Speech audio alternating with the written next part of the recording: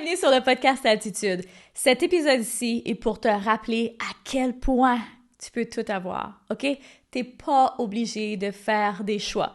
Au fait, tu fais toujours des choix, mais t'es pas obligé de faire les choix que tu penses peut-être. Et c'est là que je vais t'amener aujourd'hui. Je vais t'amener dans tes croyances limitantes parce que pendant tellement longtemps, j'étais prise dans les miennes et ça m'a mis dans une espèce de cage de verre invisible où j'avais l'impression que je pouvais pas nécessairement sortir de ça, que je pouvais poser certaines actions puis arriver à un tel niveau de succès, mais attention, si je franchissais la porte de l'autre côté, c'était dangereux.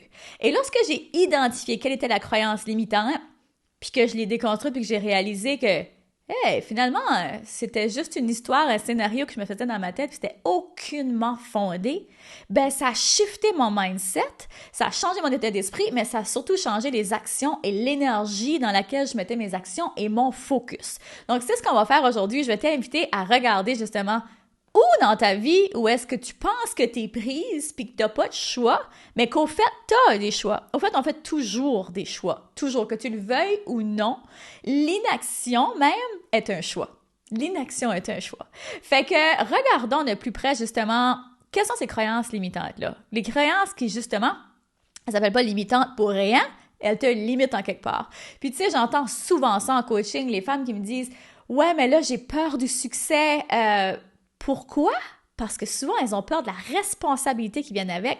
Il y a souvent l'ego qui embarque, mais le money mindset, là, c'est une grande, grande part du coaching que je fais avec mes clientes. Puis c'est une grande part de coaching que je me fais moi-même. Des fois, je me coach moi-même. Je suis comme, hey, ça n'a pas de bon sens, rectifie ça.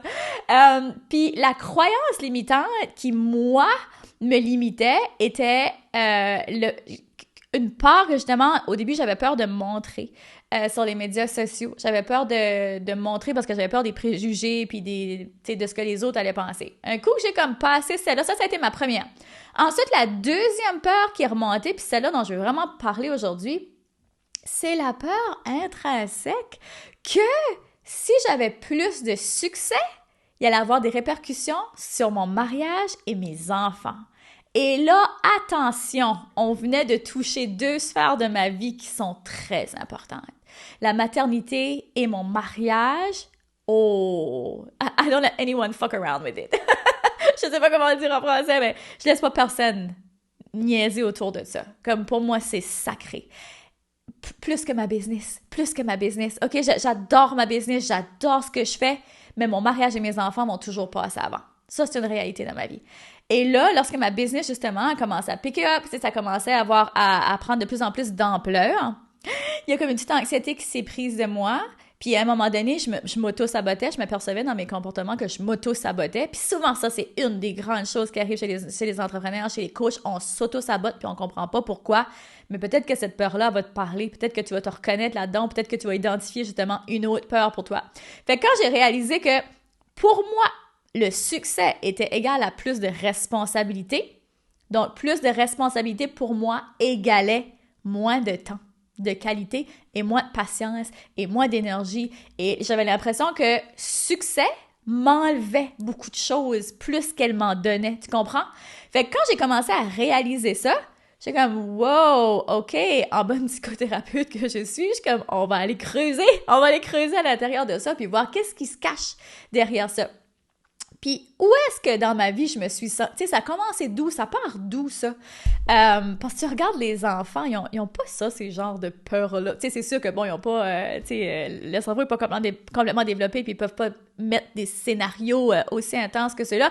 But reste que, d'où ça a commencé. Donc là, je t'invite, première chose, à identifier ta croyance limitante. Quelle est-elle? Est-ce que c'est justement une peur du succès, une peur d'être vu, une peur que si tu fais ça, ça va avoir une répercussion dans ton mariage, ou si, parce que c'est une peur qui revient souvent, puis je vais te la nommer, fait que peut-être que toi, ça va résonner. Beaucoup de femmes ont peur d'avoir plus de succès que leur mari, puis elles pensent que si elles ont plus de succès que leur mari, ça va déplaire à leur mari et ça va automatiquement causer des frictions dans le couple. Ça, c'est une peur qui est souvent là. Fait que toi, identifie quelle est ta peur. Moi, par exemple, c'est comme je te disais, plus de succès égale plus de responsabilité, donc moins de temps de qualité avec mes enfants, donc c'est synonyme de moins bonne maman, moins bonne épouse et tout ça. Fait que quand j'ai commencé à gratter là, j'ai vu tout ce qui se cachait. Fait que fais la même chose. où est-ce que ça a commencé? Identifie la racine de ça.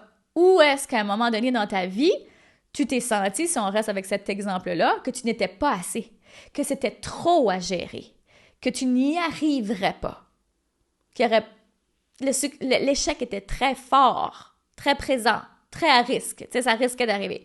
Fait que vraiment, identifie ça.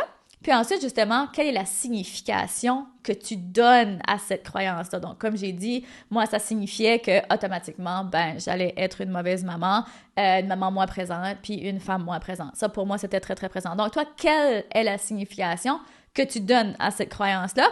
Puis, troisième chose après ça, demande-toi, est-ce que c'est un fait? Est-ce que c'est vrai? Puis, lorsque je me suis posé cette question-là, j'ai réalisé que non, c'est pas nécessairement vrai. J'en vois d'autres, des femmes qui réussissent très bien, puis qui ont une super belle relation de couple, puis ils font plein de sorties avec leurs enfants, qui ont des relations très harmonieuses avec leurs enfants. Mais j'étais focus sur des amis, des personnes, des connaissances, qui, eux, avaient énormément de succès, et là, je voyais tous les dessous, le mariage qui s'écroule, aucune relation nécessairement avec les enfants. Puis là, j'avais comme... C'est cette image-là que je mettais mon focus. Mais il y en avait plein d'autres, des scénarios. Mais mon cerveau avait décidé de mettre le focus sur ces exemples-là. Pourtant, c'est pas les seuls exemples, c'est pas les seuls scénarios qui existent dans l'univers. Mais te reconnais-tu ici? Est-ce que tu réalises que parfois tu mets des focus où tu as peur d'être comme une telle personne? Tu sais, des fois, ça peut être nos parents, ça peut être... Peu importe, là. Puis on a peur de devenir comme ça. Puis on fait une fixation, puis finalement, quand on commence à y penser, on réalise que, voyons donc, il y en a d'autres des scénarios. Fait que justement, je veux que tu l'imagines, c'est quoi l'autre scénario qui peut arriver, qui peut t'arriver? Quel autre scénario est possible pour toi? Est-ce que c'est le seul scénario possible que si tu décides que tu vas à fond dans ton entreprise puis que tu as du succès, comme automatiquement tout le reste s'écroule, tu as juste le droit à une sphère de bonheur et de succès dans ta vie? Moi, j'ai décidé que je n'y croyais pas à ça, que je n'y croyais pas, et que je faisais tomber, dans le fond, ces murs de vitre là que je m'étais mis moi-même.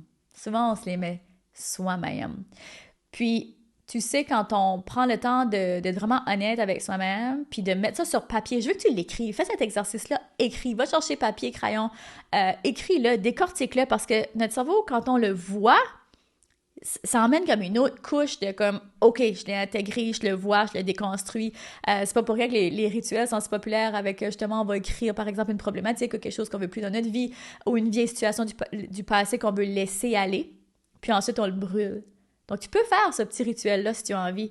Écoute, ce scénario-là que je m'étais construit dans ma tête qui me disait que si j'ai du succès, c'est pas vrai que ma relation va payer le prix, mes enfants vont en payer le prix. C'est pas vrai. J'ai décidé que je ne dois plus croire à ça, que c'est possible.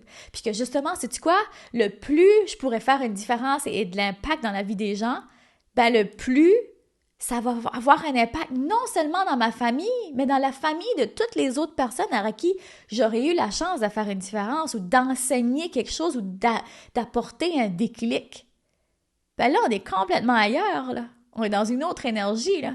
C'est comme, wow, finalement, ce que je fais, les actions, ce que je fais pour le but où je veux aller, amène quelque chose de tellement positif, des répercussions tellement positives versus même chose, même niveau de succès, mais de l'autre côté où je m'étais mis comme scénario que quelque chose de négatif allait découler de ça.